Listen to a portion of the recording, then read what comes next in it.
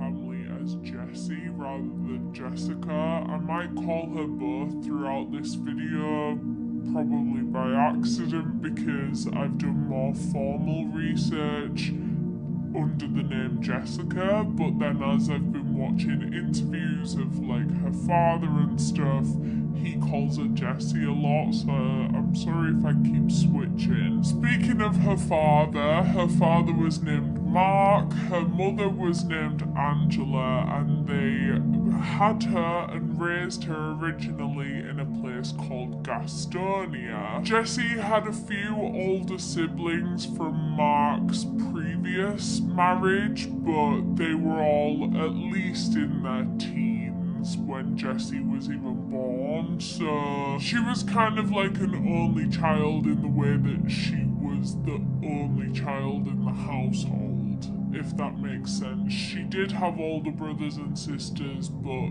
they weren't kind of in her immediate life. And Jessie was actually quite a miracle baby when she was born, because her mother Angela had had like 7 miscarriages through her life until she eventually fell pregnant with Jessie. So everyone was so excited. They were elated that there was going to be another baby in the family, but it wouldn't be that way for long. When Jessica was just 1 year old, her parents, Mark and Angela, decided that their marriage just wasn't working the way that it used to, and so they decided to get a divorce. It was actually Mark that got custody of Jessie after the split, and so it was him that raised her pretty much her whole life, and he did absolutely everything in his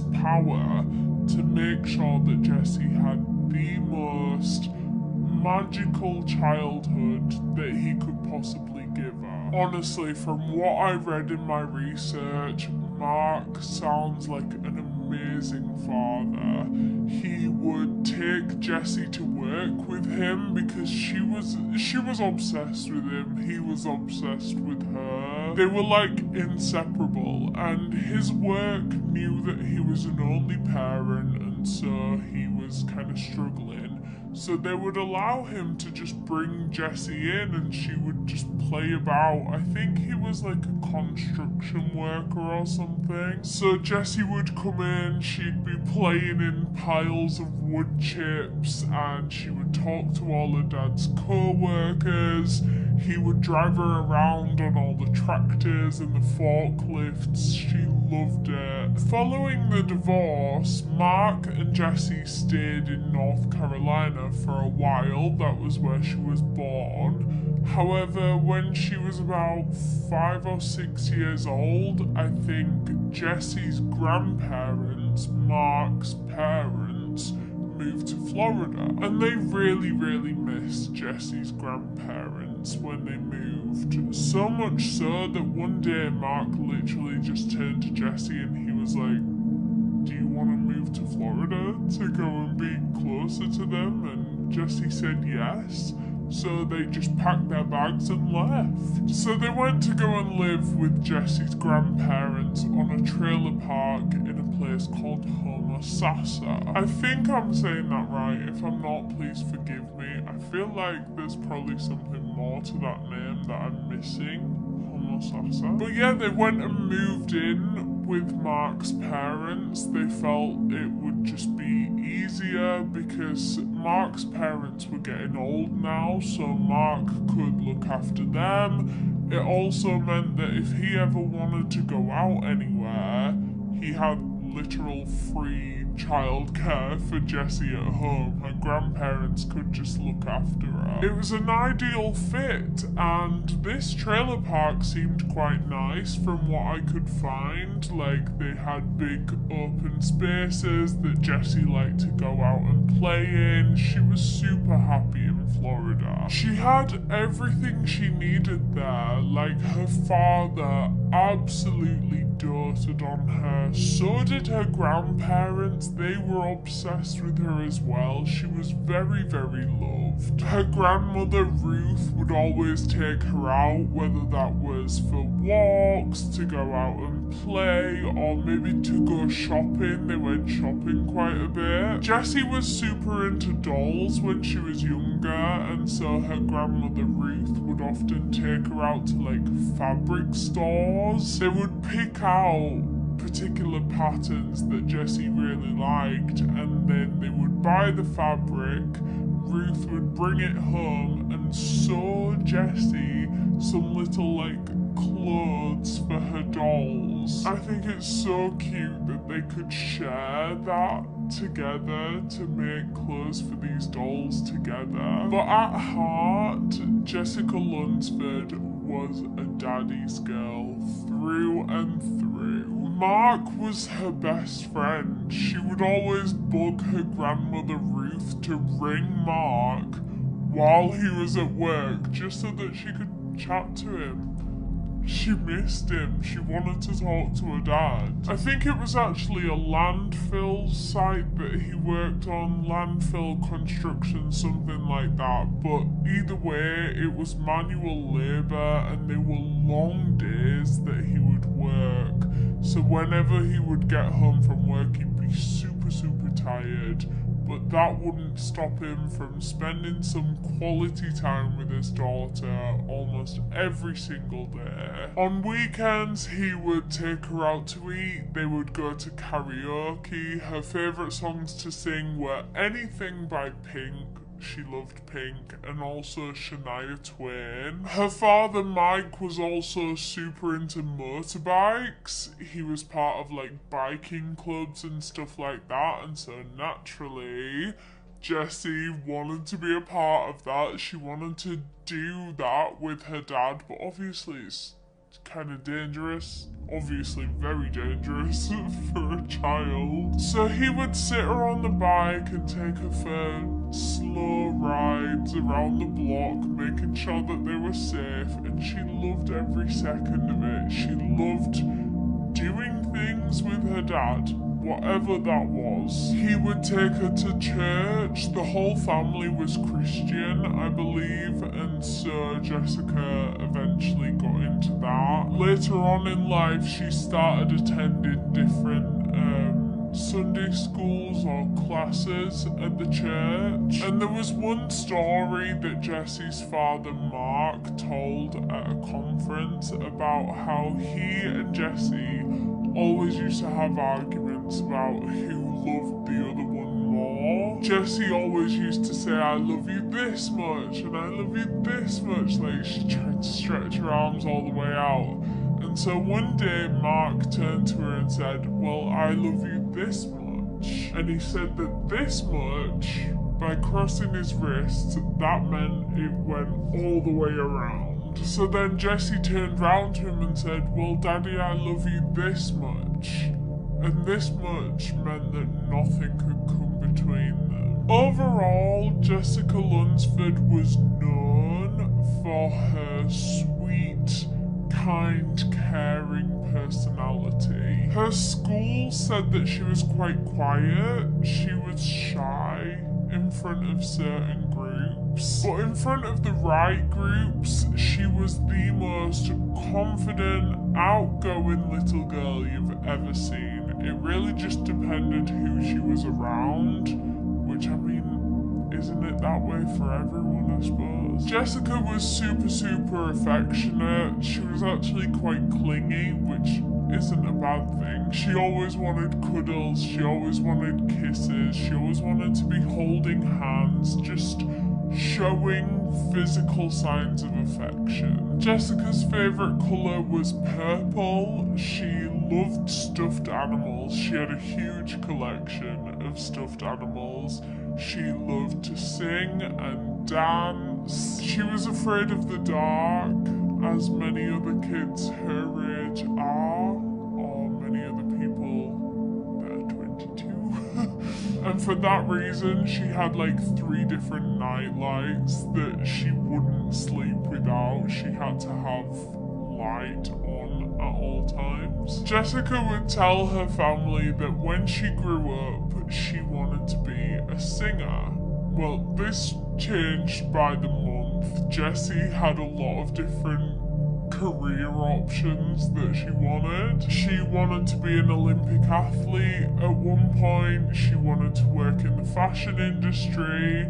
I think she was just a very excitable kid. I mean, when you're that young and you're learning about all these new professions, you kind of want to do everything. You want to experience everything. On February 23rd, 2005, it was a Wednesday, and every Wednesday Jessie would attend this local church group after school. She's 9 years old at this point in the case, by the way. I think I forgot to mention. So she's 9 and she went to this church group. She was there until maybe about 6 p.m. and then she came back home to the trailer with her father. The two of them made dinner, they ate together, they played for a couple of hours, and then that same evening Mark was gonna go out on a date. He hadn't really dated, as far as I'm aware, since Jessica's mother, so this was quite a big deal. It had been like 8 years or something, and he'd met this woman. He was gonna go out on a date with her, and everyone was so excited. I don't know if Jessie fully understood what was going on. I don't know if he like sat her down and explained where he was going, but she gave him a big kiss goodbye. They said goodnight before he left as well, because Mark probably wasn't going to be back before Jessie was in bed. So they said goodnight, gave each other a big kiss, a big hug, and Mark went on his way. Whenever Mark wasn't there, it was Jessie's grandmother Ruth that would put her to bed, and so the two of them went to Jessica's bedroom. They got her clothes out for the next day. They laid them on the bottom of her bed. Jessie climbed into bed. Ruth tucked her in, kissed her goodnight, and then Ruth went off to bed herself. I think that night Mark stayed over at his date's house and then went back to his the following morning around 5-6 a.m. to go and get ready for work. So he got there, he starts getting changed and whatever, and then he hears Jessie's alarm going off in her bedroom.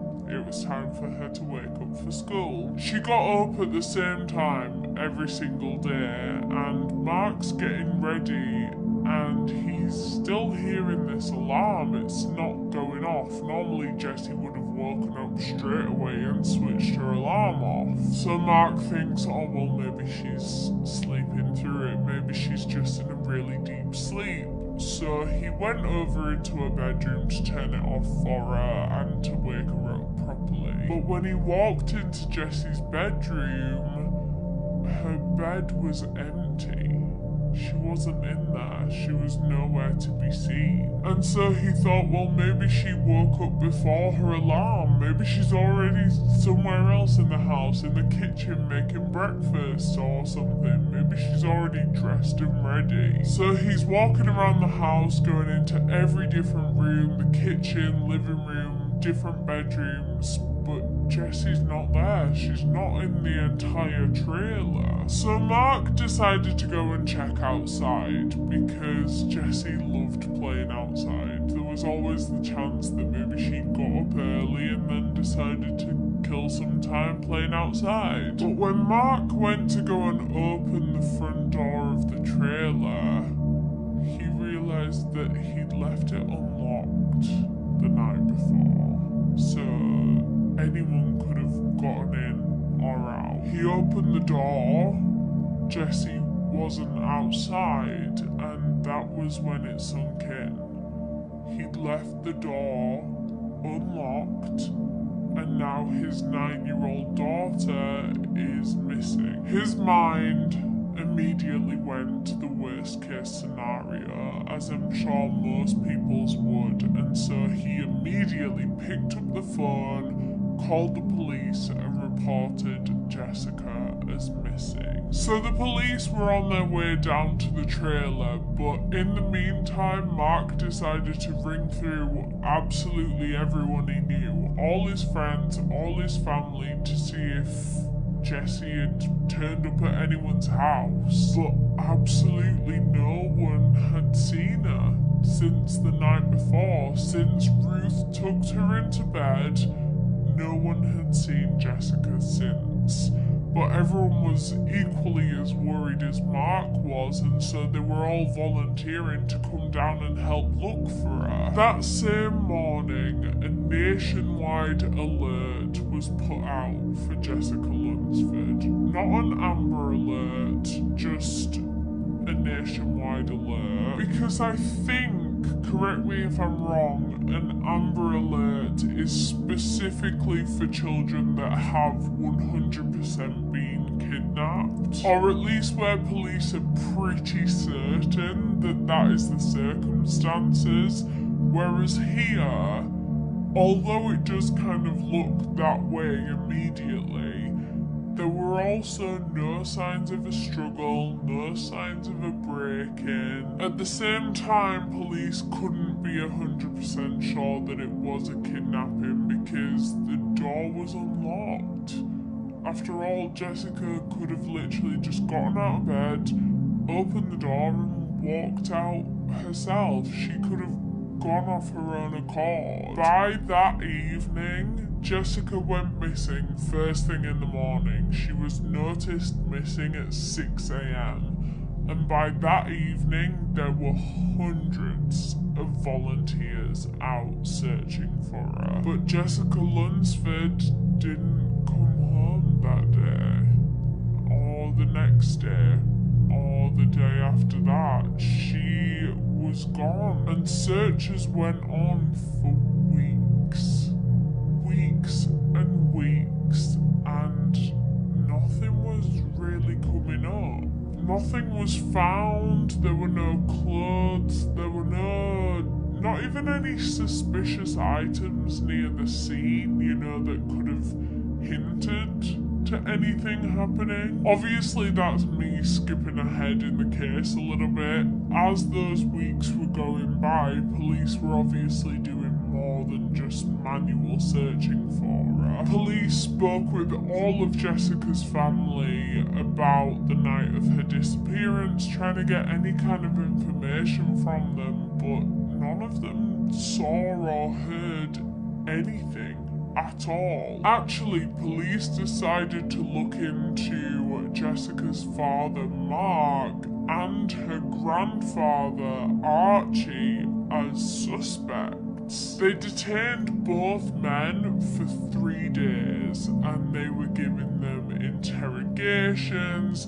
questioning. They were trying to pit them against each other, try and get in each other to like spill anything. They were giving them polygraph tests left, right and centre, and the men actually passed these tests, these lie detector tests. They passed them, but of course polygraph tests are never 100% accurate, like scientifically accurate, so that didn't ultimately mean anything. Police were still very, very focused on them. They were questioning them for days, especially the grandfather, Archie. That was who they were really suspicious of. There's this one clip of an interview where Mark is crying. Of course, his daughter is missing.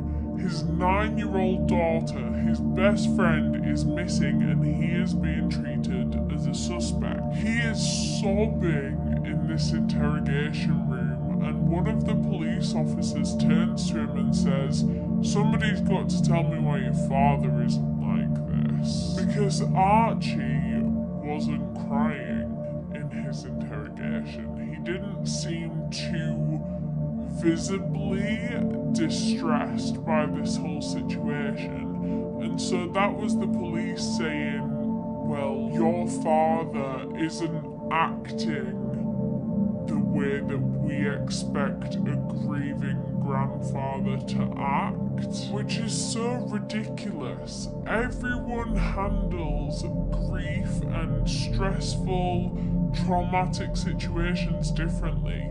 Some people cry, some people sob, just like Mark, but some people internalize it all. Some people will just hold it all in and maybe release it on their own time, maybe not. Some people just aren't criers.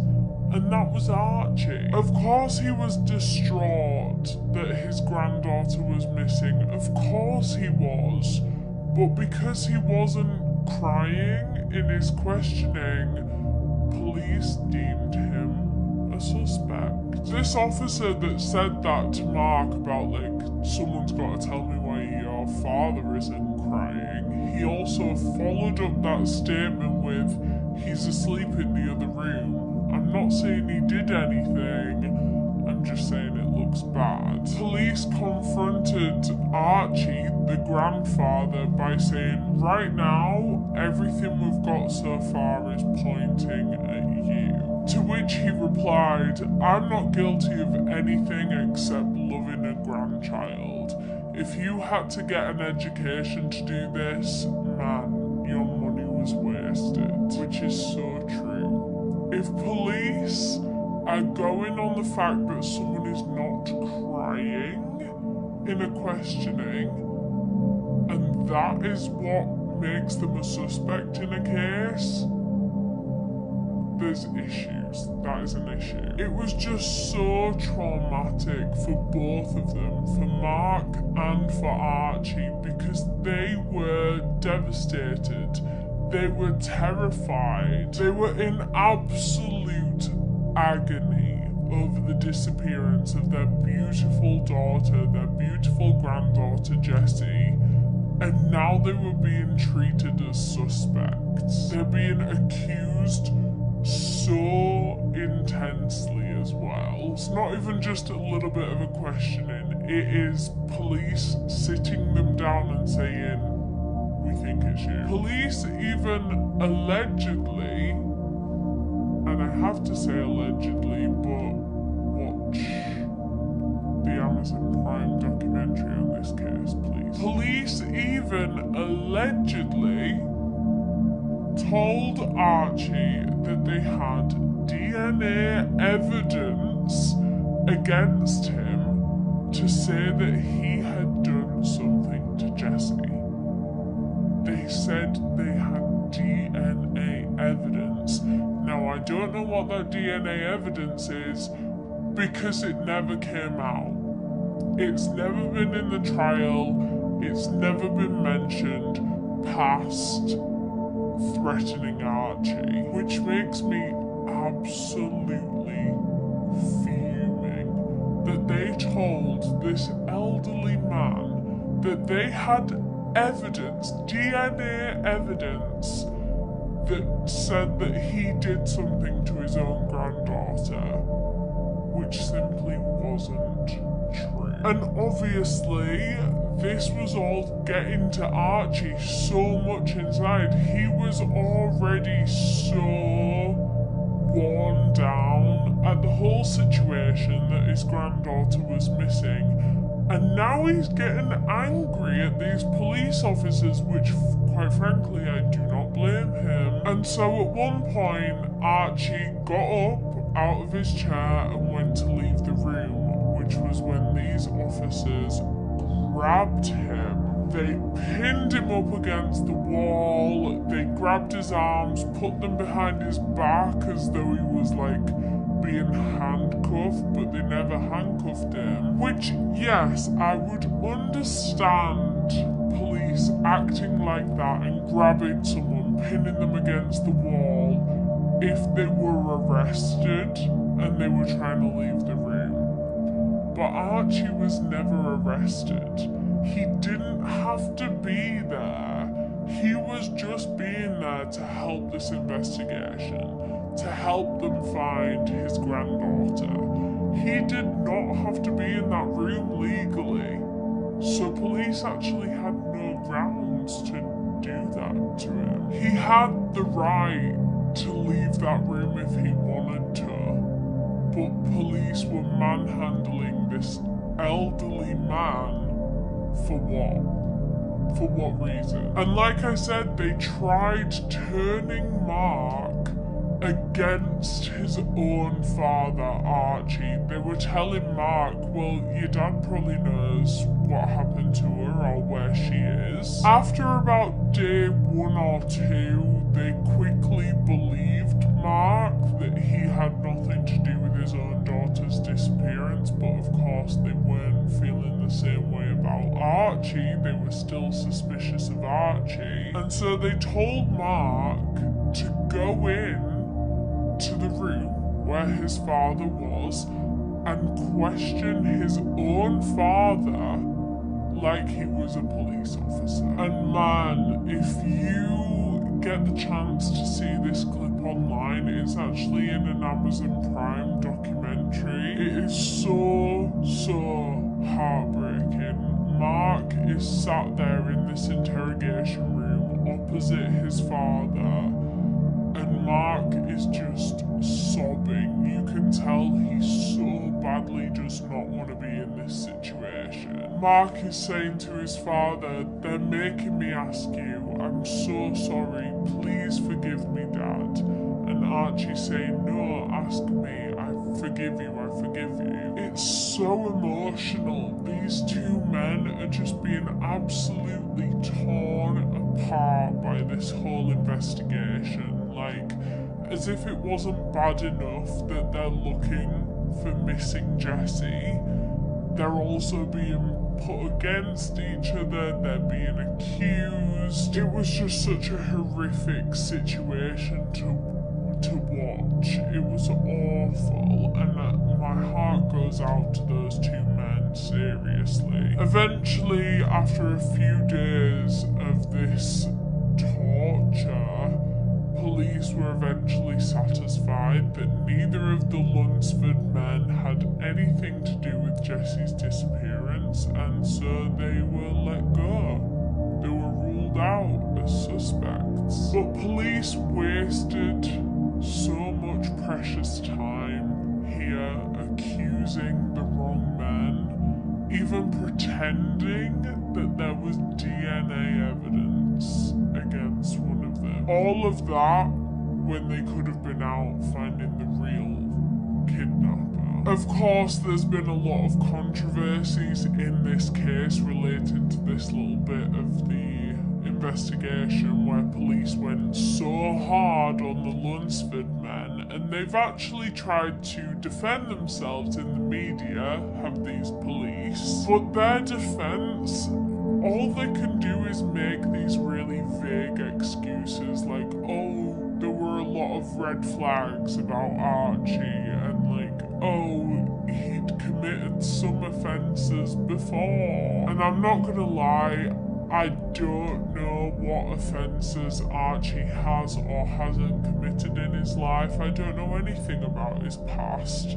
But also at the same time, I doubt it was anything on the level of the kidnapping of a child. So police were still talking with the family, but instead of questioning them in a suspect kind of way, it was a lot more like a witness kind of way. Just asking them if they'd seen or heard anything on the night that Jessie went missing. And that was when Archie mentioned to the police that he did wake up in the middle of the night to go to the bathroom at around 4 AM, but he didn't see or hear anything that was directly concerning. But he did remember that the dog was acting a little bit weirdly that night. This dog that they had, it slept outside, and it was normally quite a neutral little animal, like it didn't bark or go crazy at anything, but for some reason it was out on the porch at 4 AM barking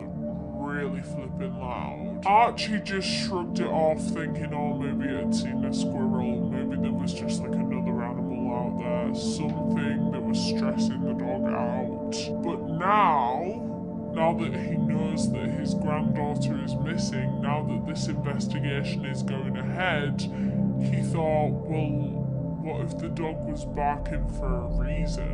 What if it had seen something? What if it had been disturbed? Unfortunately, Archie didn't go and check in Jessie's room at the time when he woke up around 4 AM, so there's no way of us knowing whether she was still in bed or whether she'd already been taken. Who knows, maybe if Archie had have walked in when he went to the bathroom, he might have even caught someone in there trying to get his granddaughter. But other than the dog thing, there was nothing else that the family could really tell the police. They hadn't heard or seen anything on the night. So police asked the family how likely it was that Jessie might have left on her own accord, because obviously this is looking most likely to be a kidnapping.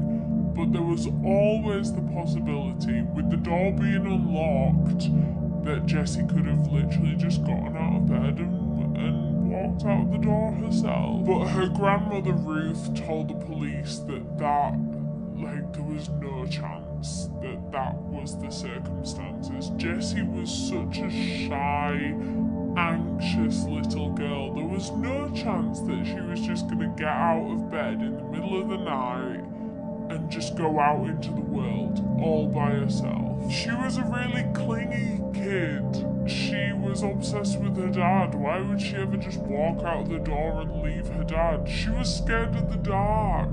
She needed like 3 nightlights to be able to sleep. This is not a child that is just going to go out in the middle of the night and just go walking and never come back.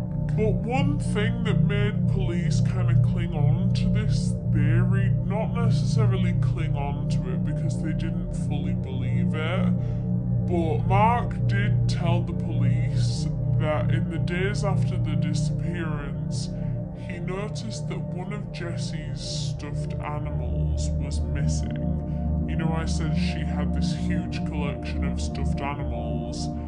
It seemed that wherever she was, she must have taken one with her. It was a little purple, I say little, it was actually quite big, a stuffed purple dolphin teddy that her dad had actually won for her at the Florida State Fair a couple of weeks prior. And she loved this dolphin. This was like her newest teddy obsession. It reminded her of her dad. She hadn't left it alone all week. She'd carried this purple dolphin around with her all week.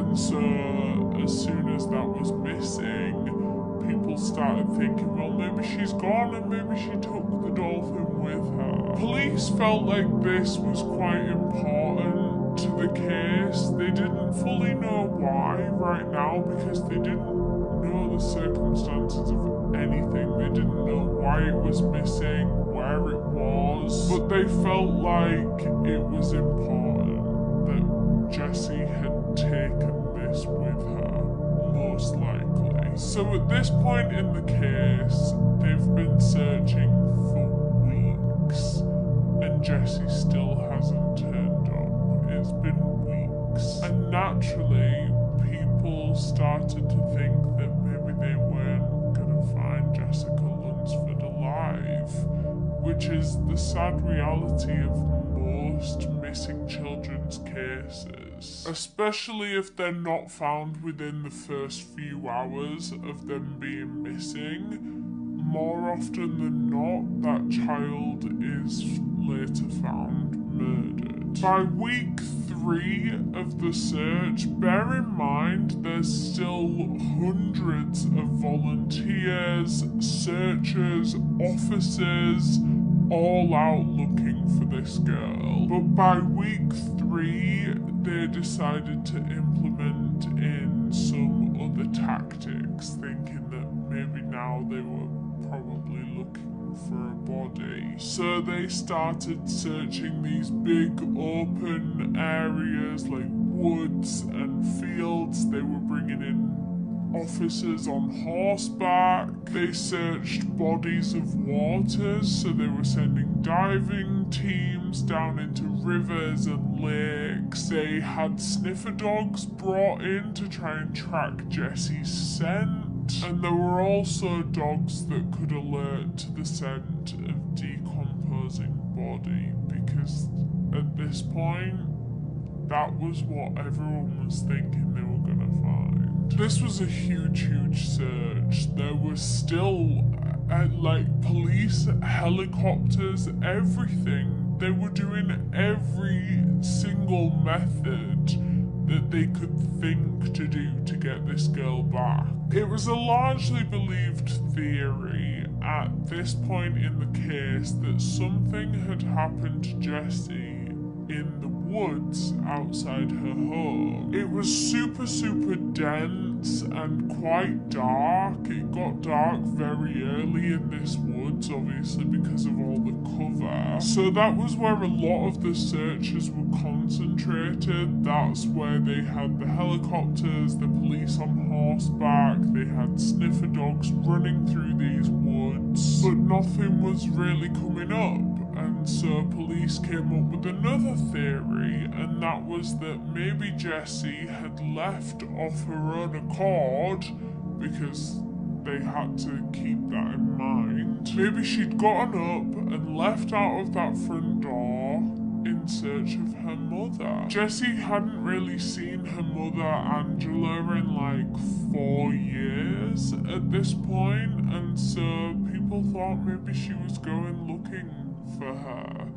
And of course she had no idea where she was going. She wouldn't have been able to get all the way to North Carolina. So the theory then was that maybe something had happened to her along the way. Maybe she'd gotten lost, or maybe she'd been even kidnapped along the way. And this theory did make sense to a lot of people, but not Jessie's family. They said that Jessie wasn't that kind of girl. You know, she might have missed her mother, she might have wanted to speak to her mother, but she would have gone about it in a lot more sensible way. She would have asked her father if they could go and see Angela. She wouldn't just take off in the middle of the night, all alone, not knowing where she was going, in the dark. Remember, she was scared of the dark. Jessica's mother, Angela, was kind of looked into, not as a suspect, but she was questioned about all of this. But at this point, she'd kind of moved on with her life. I think she lived in a different state.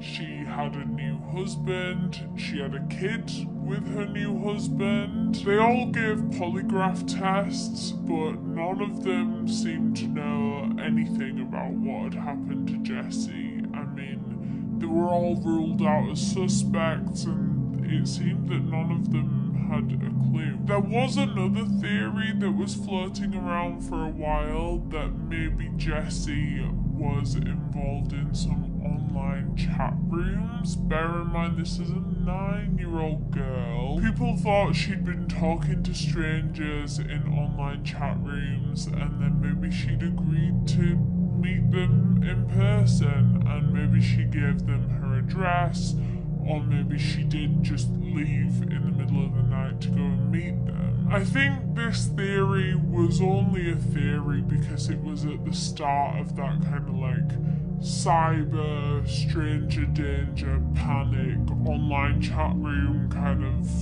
thing. You know, that thing that happened in the 2000s where it was like, don't talk to strangers online. Because back then, talking to a stranger online was dodgy. These days, probably not so much. I mean, do be careful.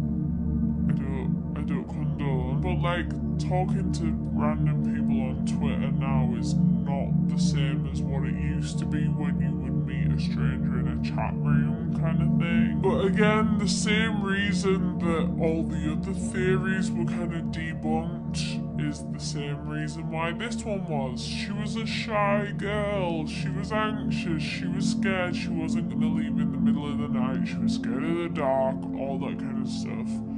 She wasn't going to do that. The family laptop was seized and checked, and all the history was gone through and stuff, and there was no sign of anyone ever using these like online chat rooms. Jessica was 9 years old. She wasn't online, she was like playing in the grass outside the trailer. So now, after all of those theories were pretty much almost ruled out, police were focusing on the main theory, and that was that this was a kidnapping. Someone might have come into the trailer in the middle of the night and physically taken Jessie from her house. But despite all of these theories, all of these searches, all these volunteers, all these massive efforts to try and find Jessica Lunsford,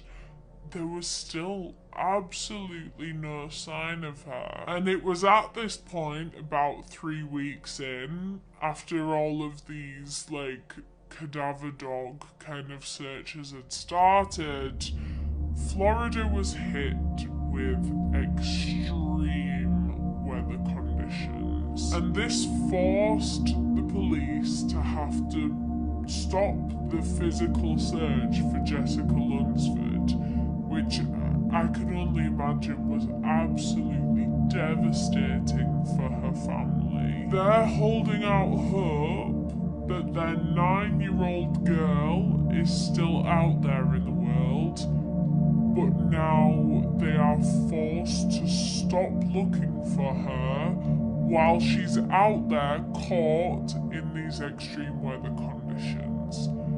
That must have been agonizing to even think about. They were still hoping that they were going to find this 9-year-old girl alive, but right now this would mean that she was out there alone in the storm. So instead, because these physical searches had to be paused, police decided to do some other work in the case, some other lines of inquiry, and they were going to try and find a suspect, because obviously kidnapping was the main believed theory right now.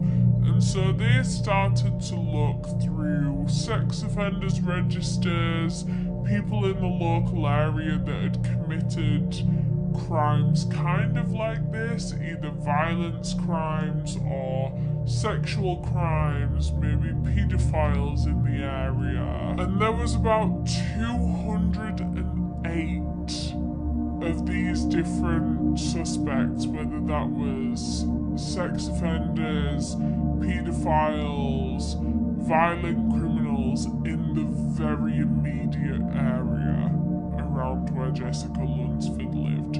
208.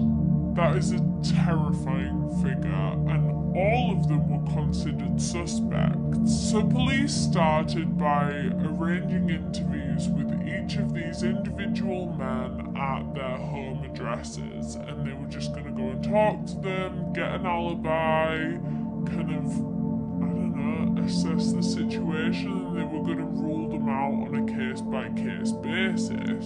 So they're doing this, they're going out to all these different men's houses, and that was when this one name in particular proved to be quite an issue for the police. A 46-year-old man named John Evander Cooey, who was a registered sex offender. He'd lived in Homosassa his whole life, but when police went down to his home address to go and speak to him, conduct one of these interviews, they found that he'd actually moved out. Now this was an issue, not exactly related to Jessica's disappearance, but related more to his sex offender status.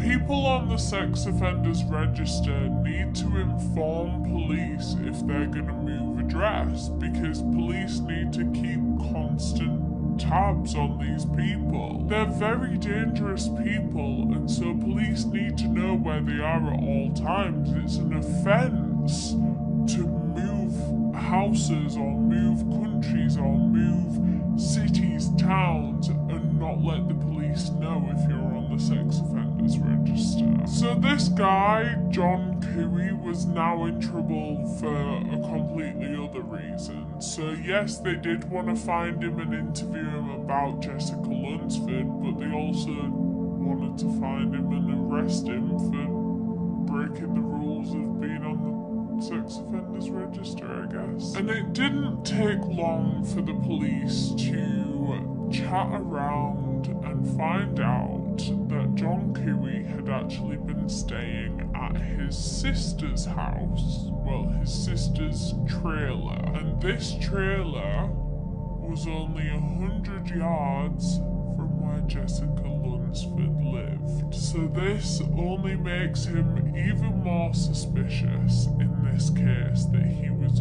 very, very close to where Jessie went missing. He lived in this trailer, and for a pretty small trailer, it had a lot of people living in there. So there was John Cooey, his sister Dorothy Dixon, and then I think her partner, her daughter, and her daughter's partner as well. I think there were 4 other people other than John Cooey, basically. So police rushed down to Dorothy's trailer, but John Cooey wasn't there either. Everyone else was, but not him. And everyone that was in that trailer said that they hadn't seen Cooey. In fact, they were all adamant that he didn't even live there. They all said that he still lived at his home address, but obviously not true. Police couldn't really do anything at this point. I mean, they wanted to go and interview Cooey. Cooey wasn't there, so what else could they do? They decided to go and do like door-to-door inquiries throughout that trailer park that Cooey lived in to see if anyone could give them any information about this man. And police did quickly learn from the locals that everyone that lived in this trailer, Cooey, his sister, her partner, the other 2, they were all massive drug users, particularly cocaine and heroin. They also just lived a life of crime to be able to afford these drug habits as well. While police weren't too concerned with the drug habits, obviously all of that kind of stuff is illegal, but they had bigger problems to deal with right now. Hearing that the group committed crimes to make money to buy drugs was quite a big thing in this investigation, because police are now thinking, well, did Cooey break into the trailer and then kidnap Jessie while he was there? Was he originally going there to rob the place? Who knows? But also the fact that he had fled the whole area told police more than what they needed to know. That suggests that you're guilty of something. If you haven't only fled your home address, but also the other address that you frequent sometimes, what is this guy hiding? Why doesn't he want to talk to police so bad? So police were at this trailer park, they were talking to all these neighbours, and they knew that John Cooey was up to something. Whether it was the disappearance of Jessica Lunsford or whether he was just a very dodgy guy, they knew he was up to something, and so they desperately wanted to search that trailer that he lived in with his sister and everyone, but without a search warrant, they couldn't do it. I think they did have a quick look through the front door or something, like as they were trying to talk to the rest of the people in the trailer. Maybe they went and sat in the living room to question them all. They had a quick scan around the room. They didn't see anything suspicious, but they still wanted a search warrant. So they went back to the police station and they filed all this information for a search warrant. But it was going to take a few days for them to get that. So in the meantime, they decided to look further into John Cooey. Like, who was this guy? So like I said, John Cooey had lived in Homosassa his whole life. He hadn't really ventured much further than this one little town in Florida. He'd been unemployed for a long time, following quite a lengthy criminal history the police were soon to discover. Obviously, no one really wanted to hire him. And in this criminal record, police found that Cooey had a lot of charges for a lot of petty crimes like theft, possession of cocaine, possession of cannabis, possession of a weapon. He tried to drive with a suspended license as well, I think. He'd been arrested 24 times in his adult life. Now, most of these had been for those smaller crimes that I just talked about, or the possession and stuff like that.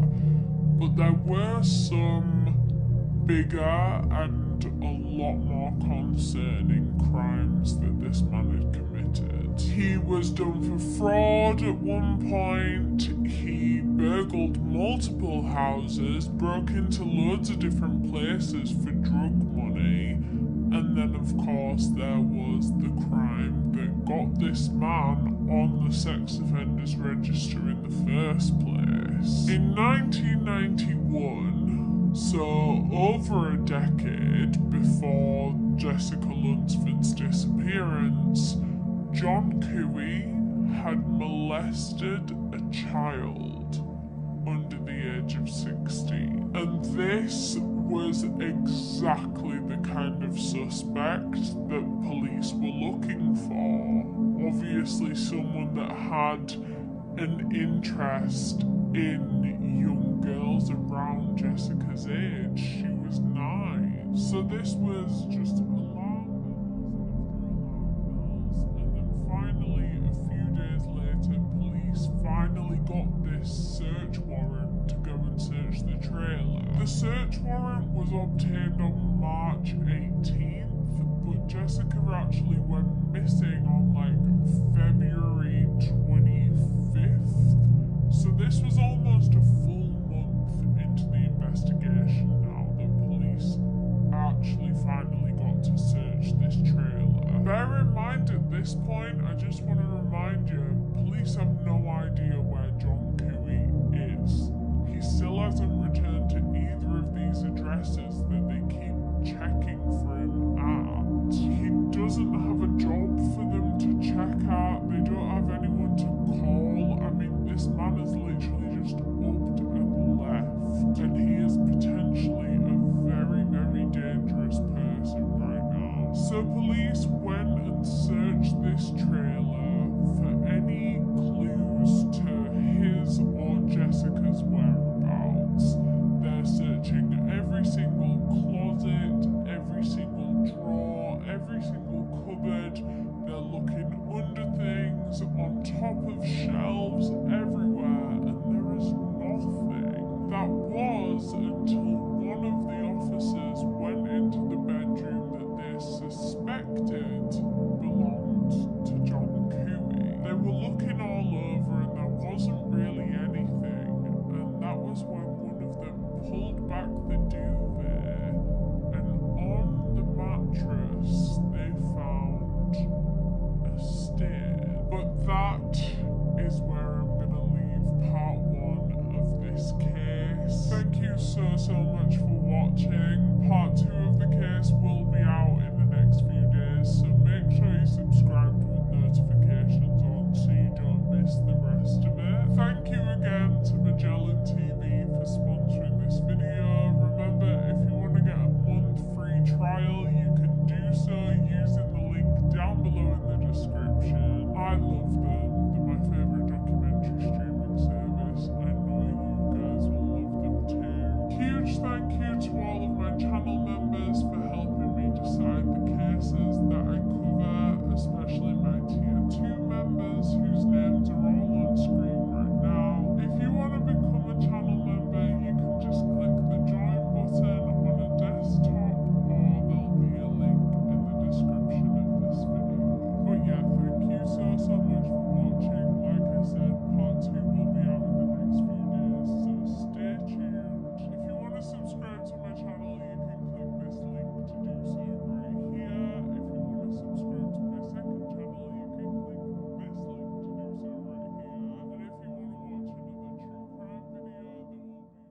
this point, police were still kind of left no closer to finding John Cooey. I mean, they knew that he did live in this trailer at one point, but still, he was out there somewhere, and they had no idea where he'd gone. They had no idea how far he was, which direction he'd gone in. They just were quite hopeless at this point, to be honest. So they decided that the best course of action here would be to get the public involved. Why not have everyone's eyes looking for this man all at once? They were only one police force, they weren't going to be able to find him. But maybe if they spreaded this man's picture, his name, everything about this case everywhere, then maybe just a random member of the public might see him out, recognise him, and then call the police. Maybe that would be how they could find him. They decided to just tell the public that they were looking for this man, that they were looking for John Cooey, and they needed help. Because if people saw this, they were going to want to help. And that was kind of their only hope. They'd exhausted the lead that they had.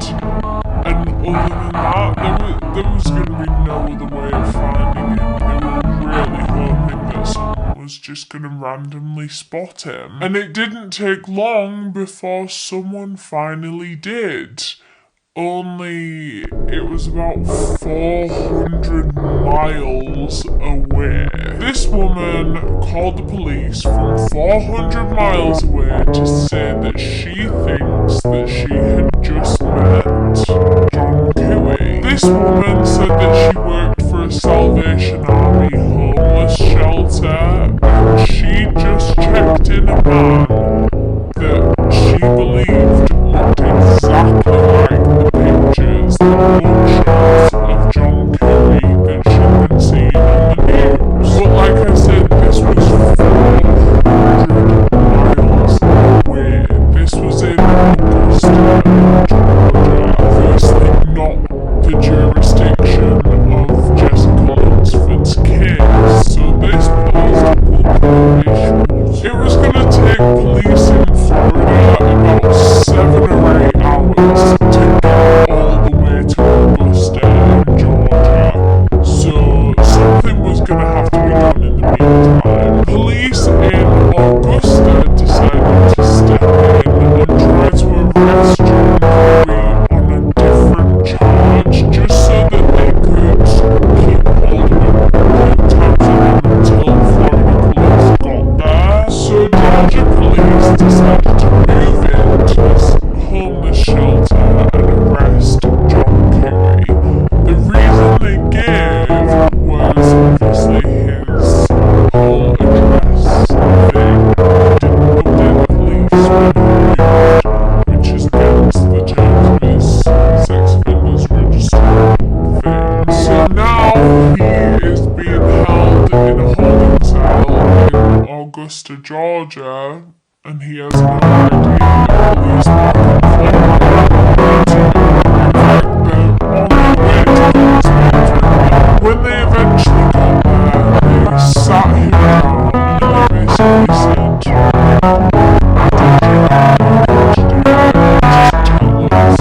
Cooey said that he didn't know who Jessica Lunsford was. He only knew who she was because of the news he had seen her news. But other than that, he said he'd never seen her before in his life, day-to-day life. So then police asked him, well, why have you come to Georgia? You've never left Homosassa in your whole life. Why now have you decided to travel 400 miles to Georgia? And so Cooey said that he was actually trying to move there for work. He was trying to get as far away from his toxic hometown as he possibly could. He felt like there in Homosassa, he was just stuck in this cycle of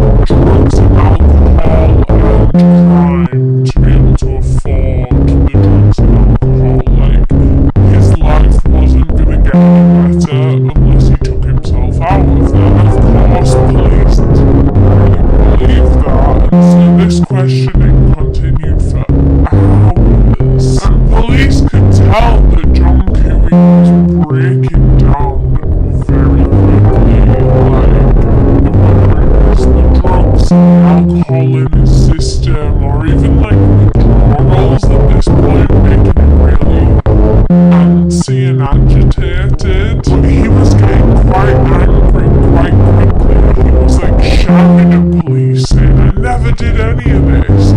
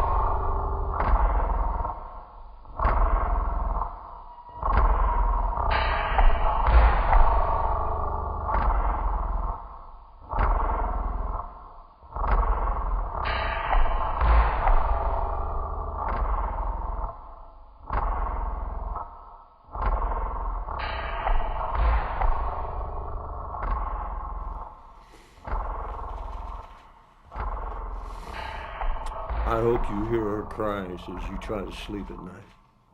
I hope you see the tears run down her face when she asked you to go home.